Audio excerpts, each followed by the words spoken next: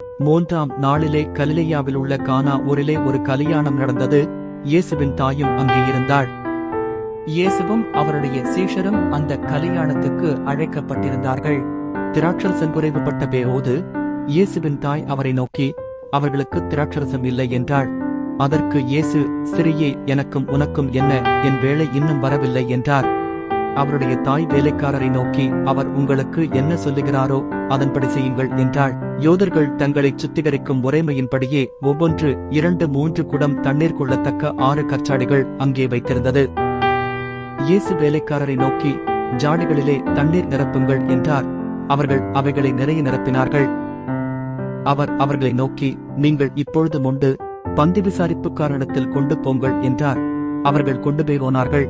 அந்த திராட்சரசம் எங்கே இருந்து வந்ததென்று தண்ணீரை மொண்ட வேலைக்காரருக்கு தெரிந்ததையன்றி பந்தி விசாரிப்புக்காரனுக்கு தெரியாததினால் அவன் திராட்சரசமாய் மாறின தண்ணீரை ருசி பார்த்தபோது மணவாளனை அழைத்து, எந்த மனுஷனும் முன்பு நல்ல திராட்சரசத்தை கொடுத்து ஜனங்கள் திருப்தியடைந்த பின்பு ருசி குறைந்ததை கொடுப்பான், நீரோ நல்ல ரசத்தை இதுவரைக்கும் வைத்திருந்தீரே என்றான்.